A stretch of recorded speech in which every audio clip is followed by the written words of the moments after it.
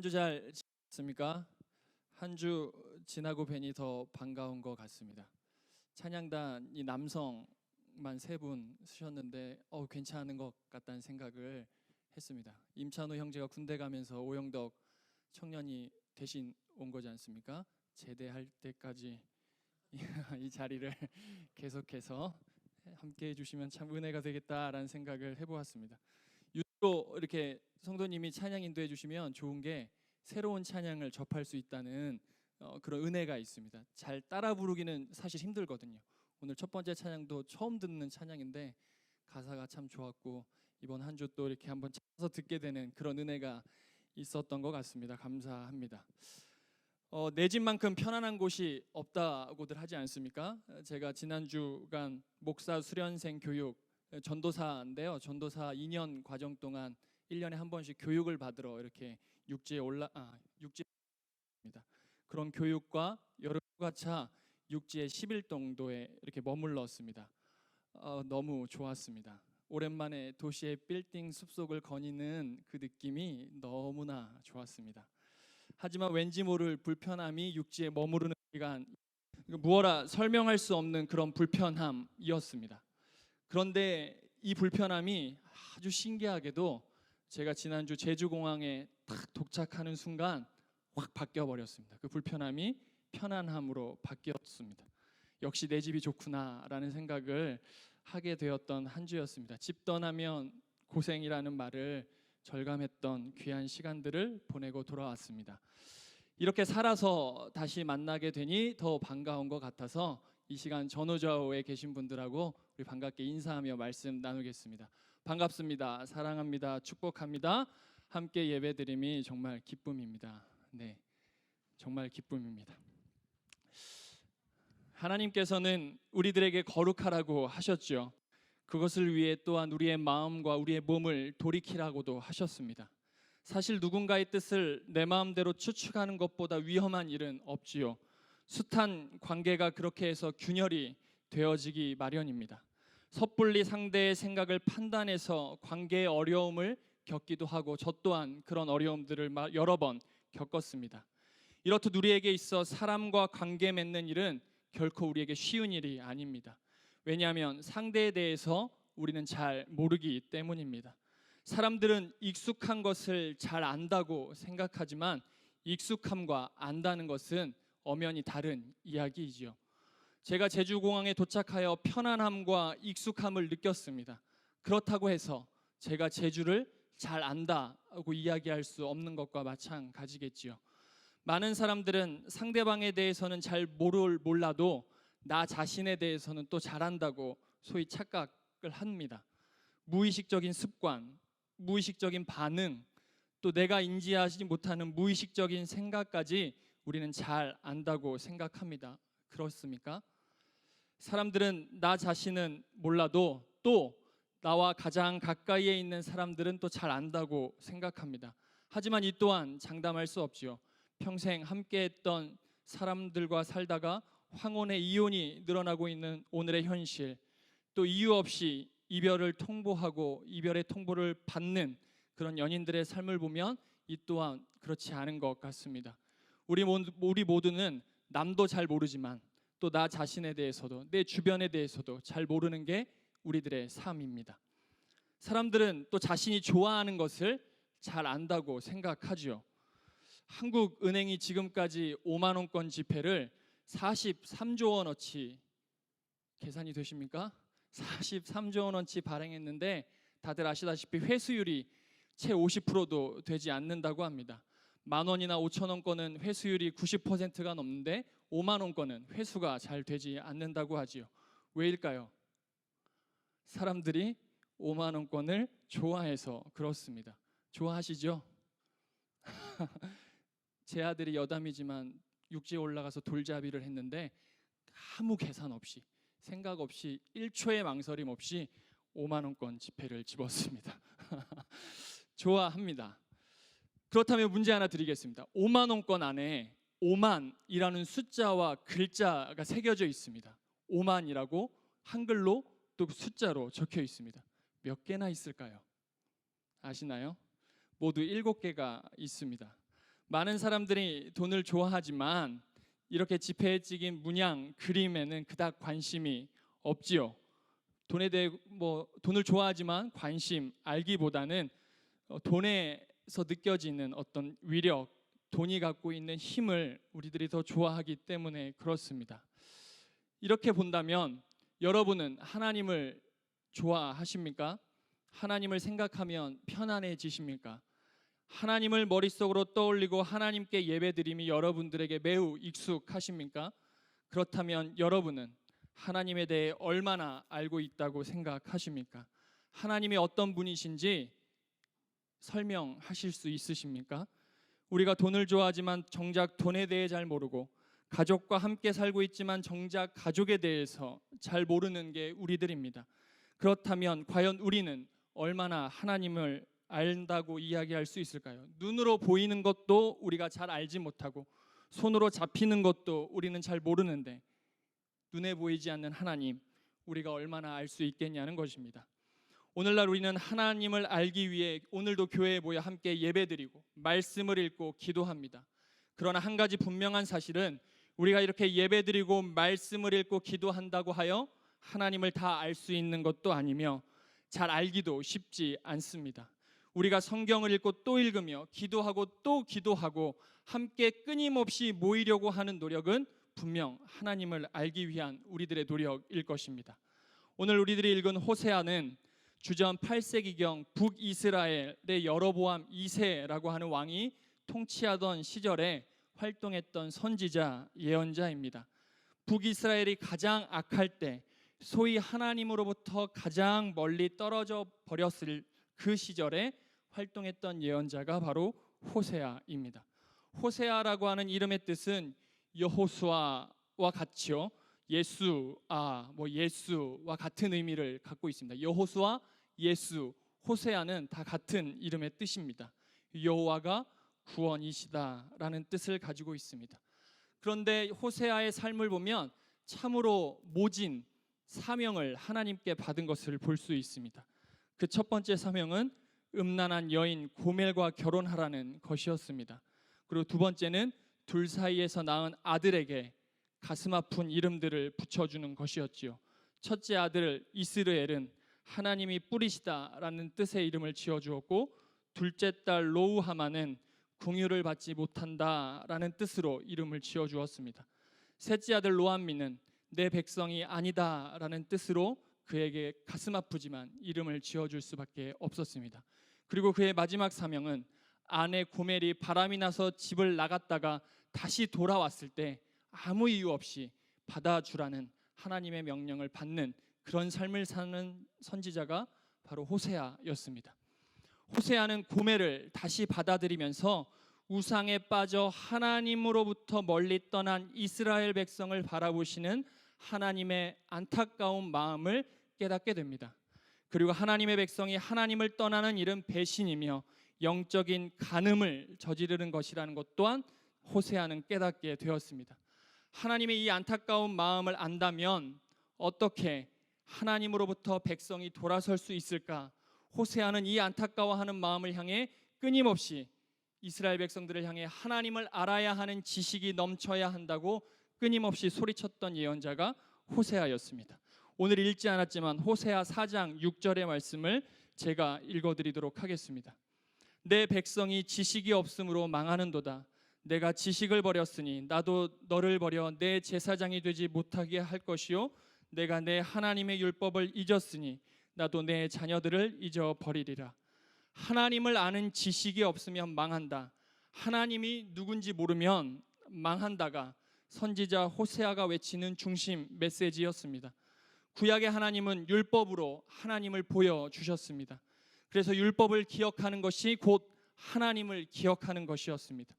그런데 이스라엘 백성들은 우상에 빠져 율법을 잊어버려 하나님의 말씀으로부터 떠나버렸습니다.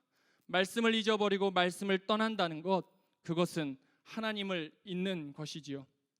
하나님을 잊는 것은 하나님을 거부하는 것과도 마찬가지입니다.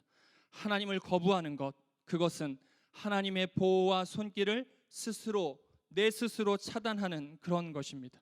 그렇게 이스라엘 백성들은 철저하게 하나님으로부터 멀어져 세상으로 상처투성이가 되어 버렸습니다.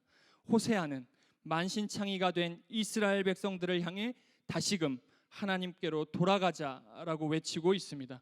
우리 오늘 본문 1절의 말씀을 함께 읽어보도록 하겠습니다.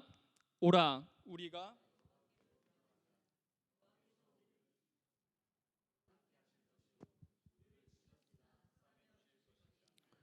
아멘. 오늘 우리들의 상황이 어떻습니까? 지난번 말씀을 통해 저는 우리들의 젊은 세대들이 살아가고 있는 이 세대를 칠포 세대라고 한번 말씀드린 적이 있습니다. 채 2주가 지났지 않았는데 새로운 신조어가 또 생겨났죠. 어떤 세대입니까? N4 세대라고 해서 2주도 지나지 않았는데 또 다른 신조어가 생겨났습니다. 뭐의 N승, N4 하는, 포기할 것이 이제 너무나 많아져서 몇 가지로 규정할 수 없는 세대가 오늘 우리들이 사는 세대라 합니다. 그래서 M4 세대를 가리켜 오늘 젊은이들이 사는 세대라고 이야기합니다. 세상은 우리에게 소망을 주기는커녕 늘 상처만 안기는 공간입니다. 하나님을 등지고 세상으로 나아가는 우리는 늘 세상에서 만신창이가 될 수밖에 없습니다. 우리의 마음이 그렇고 우리의 현실이 그렇습니다. 이런 상처가 많은 우리들이 할 수 있는 것은 바로 하나님께로 우리의 발걸음을 돌이키는 것, 돌아감으로 우리가 하나님을 바로 알아가는 것이라는 게 오늘 호세아의 이야기입니다.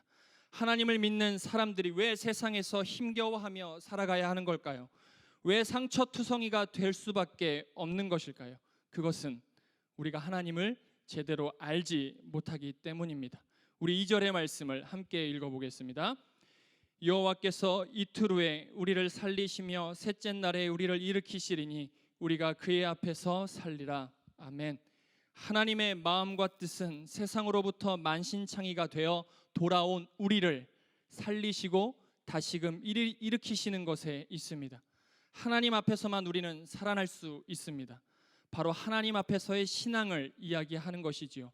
이것을 헬라어로 우리들이 잘 아듯 코람데오라고 이야기합니다. 하나님 앞에서. 그런데 우리는 자꾸 하나님 뒤에서 살려고 합니다. 우리가 가지고 있는 죄의 속성이기도 하지요. 아담과 하와는 죄를 지은 뒤 부끄러워 하나님 뒤에 숨어버렸습니다. 하나님 앞에서 살다가 하나님 뒤로 숨어버렸지요. 신앙이란 두려움으로부터 뛰쳐나와 하나님 앞에 서는 것입니다. 하나님 앞으로 우리가 돌이키는 것, 그것이 바로 신앙이지요. 그래서 예배의 회개가 중요한 것입니다. 부족한 우리들이 하나님 앞에 설 수 있는 유일한 이유가 무엇이냐면 바로 회개가 있기 때문이지요. 주일에는 하나님 앞에서 사는 것처럼 살다가 한 주가 시작되면 이전과 똑같은 반복되어져 있는 우리들의 삶, 그래서 늘 공허한 우리들의 일상, 교회에서 마음 먹었던 대로 결단한 대로 되어지지 않는 삶, 우리는 신앙과 삶이 어느덧 차이가 생겨져 버렸습니다. 왜일까요? 오늘 3절과 6절의 말씀을 우리 이어서 함께 읽어보겠습니다. 그러므로 우리가 여호와를 알자, 힘써 여호와를 알자. 그의 나타나심은 새벽빛같이 어김없나니 비와 같이 땅을 적시는 늦은 비와 같이 우리에게 임하시리라 하니라. 6절입니다. 나는 인애를 원하고 제사를 원하지 아니하며 번제보다 하나님을 아는 것을 원하노라. 아멘. 우리가 읽었던 본문에서 알다, 아는 것이라는 단어는 히브리어로 야다라고 하는 단어입니다. 이 단어를 깊이 이해하면 이스라엘 백성들이 소위 관계를 맺어가는 어떤 독특함을 우리는 알 수 있습니다. 그들에게 있어 아는 것은 지식을 넘어 인격적으로 아는 것을 이야기합니다. 그 대상에 대해 속속들이 아는 것을 안다라고 이야기하지요. 다시 말해 하나님을 알다라고 할 때의 그 알은 하나님의 성품과 그분의 속까지 알아가는 것, 그것을 이야기함과 동시에 하나님에 관한 지식이 아니라 하나님을 직접적으로 체험해서 알아가는 것, 그것을 알다, 아는 것이라고 하는 것입니다. 사랑하는 여러분, 신앙과 삶의 간극은 바로 하나님을 제대로 알지 못하는 우리들의 문제 때문에 생겨나는 괴리입니다. 마치 우리는 하나님에 대해 매우 익숙해서 하나님에 대해 다 아는 것 같지만 정작 우리는 하나님을 제대로 어쩌면 하나도 모르는 사람들일지도 모르겠습니다. 신앙과 삶 사이에서 끊임없이 갈등하며 신앙 따로 삶 따로의 삶을 살아가는 오늘 우리들의 모습이 하나님을 알지 못하는 우리들의 모습을 이야기해주고 있다고 생각합니다. 이스라엘 백성들도 마찬가지였습니다. 출애굽이라는 엄청난 신앙과 삶의 경험을 하였음에도 불구하고 그들은 그 경험을 잊게 하신 하나님에 대해 정작 알지 못하였습니다. 왜냐하면 출애굽 이후에 그들은 가나안에 들어가서도 신앙과 삶 사이에 끊임없이 갈등하며 야훼 하나님과 바알과 아세라의 우상들 사이에 늘 갈등했기 때문입니다.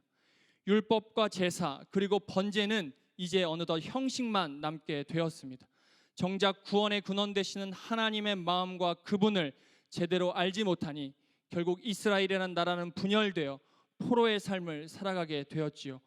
호세아와 동시대에 활동했던 이사야 선지자는 이스라엘 백성들에게 이렇게 이야기합니다.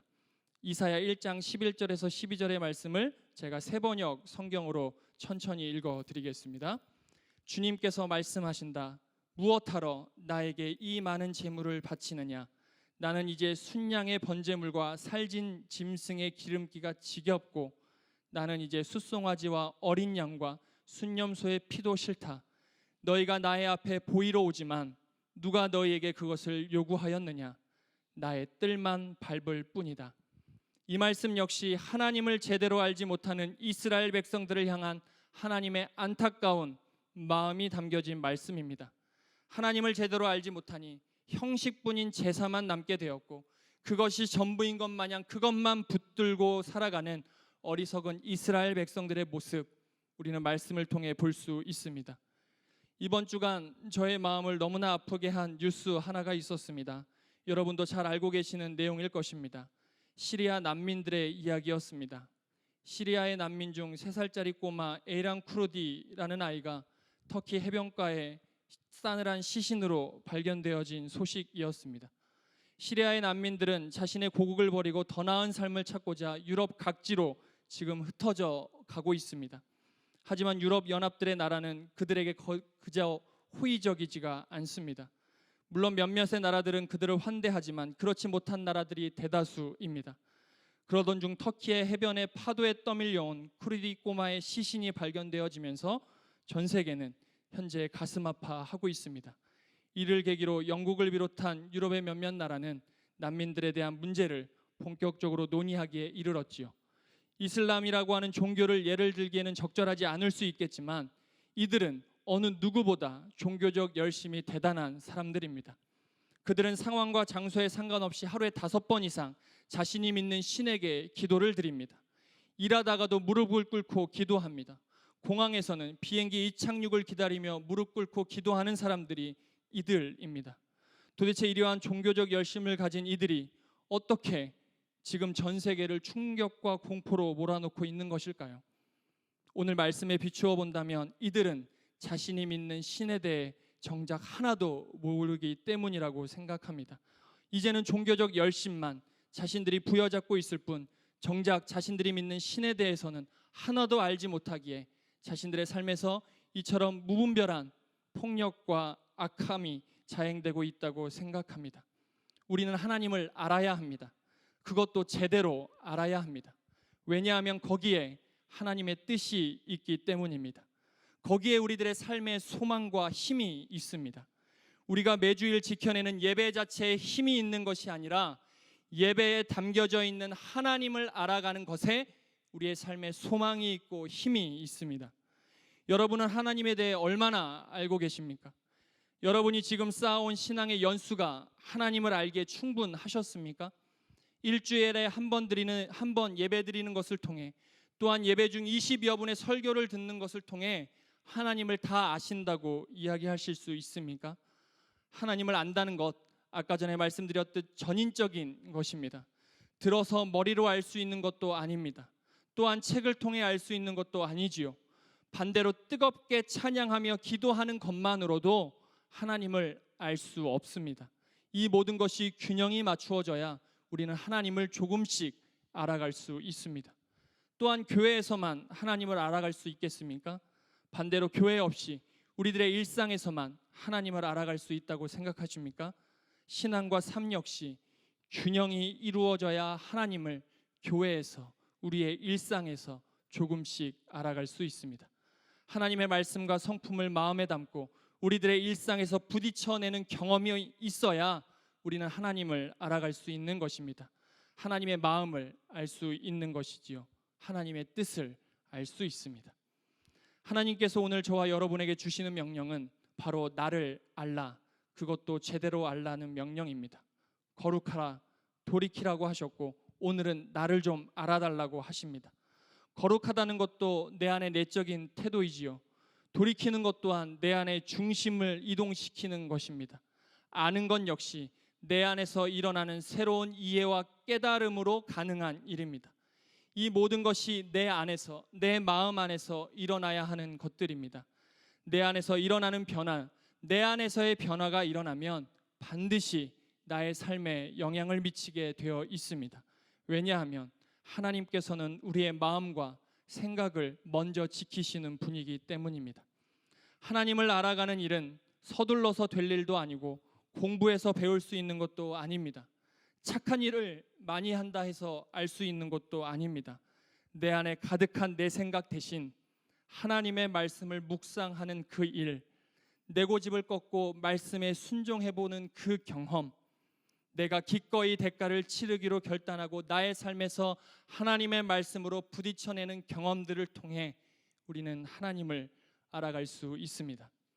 예수님께서는 하나님을 알려주시기 위해 이 땅에 오셨지요. 하나님을 알려주시기 위해 기적을 베푸셨고 우리에게 말씀을 가르치셨고 복음을 선포하셨습니다. 우리는 예수님이 알려주시는 것을 위해 알려주시는 것들을 통해 우리는 하나님을 알아갑니다.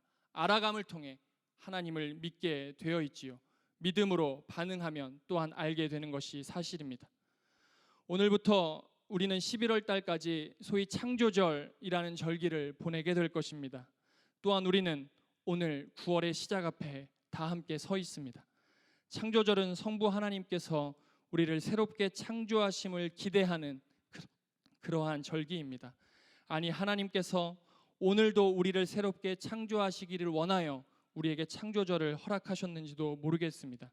그 창조절이 9월과 함께 시작되었다는 것은 참으로 우리에게 의미 있다고 생각합니다.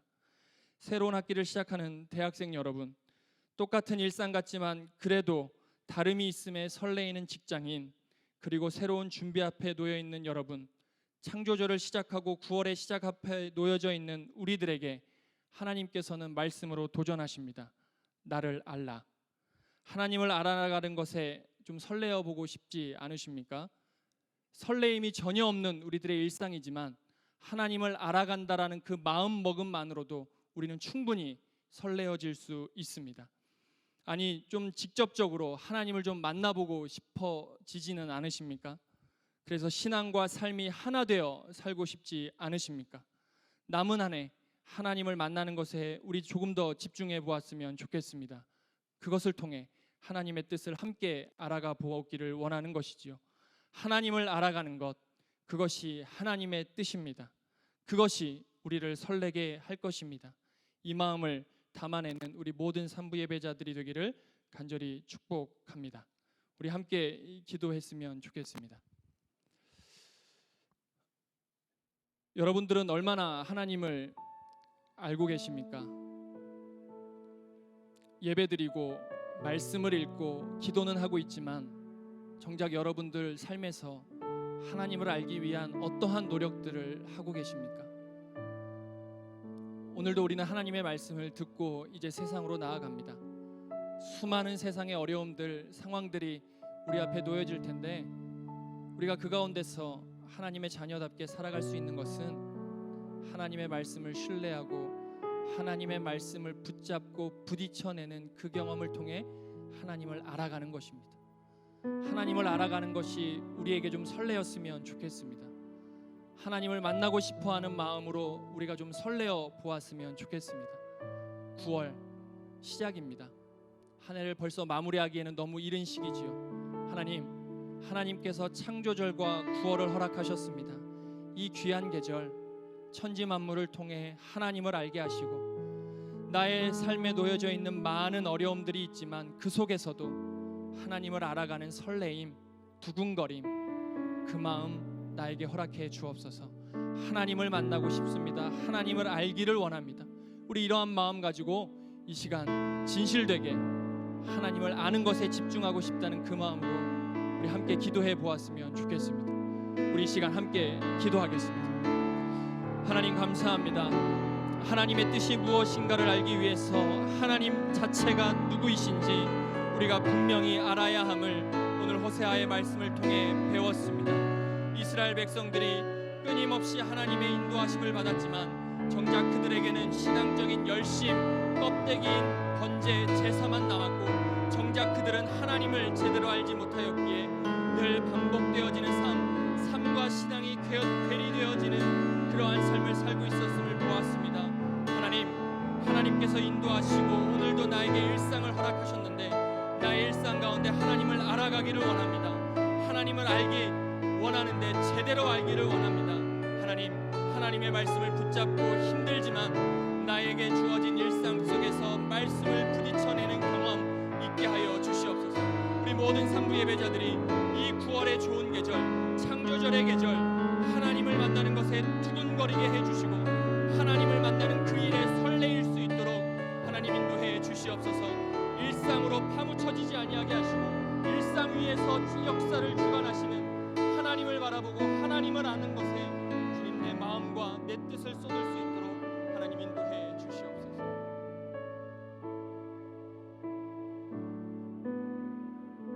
하나님 감사합니다. 하나님을 알기를 원합니다. 그것도 제대로 알기를 원합니다. 하나님을 아는 것이 우리의 삶의 소망이요 우리의 삶의 힘이 되어질 수 있도록 이곳에 모인 모든 산부 예배자들이 9월의 한 달 창조절 하나님을 알아가고 하나님을 만나는 것에 두근거리게 도와주시고 하나님을 만나고 하나님을 알아가는 것에 설레일 수 있도록 하나님 9월의 한 달 우리들의 삶 붙잡아 주시옵소서. 하나님을 아는 것, 그것이 우리의 삶의 힘이 되는 그 경험 우리 모두가 할 수 있도록 하나님 함께해 주옵소서. 모든 말씀 예수님 이름으로 간절히 기도드립니다. 아멘.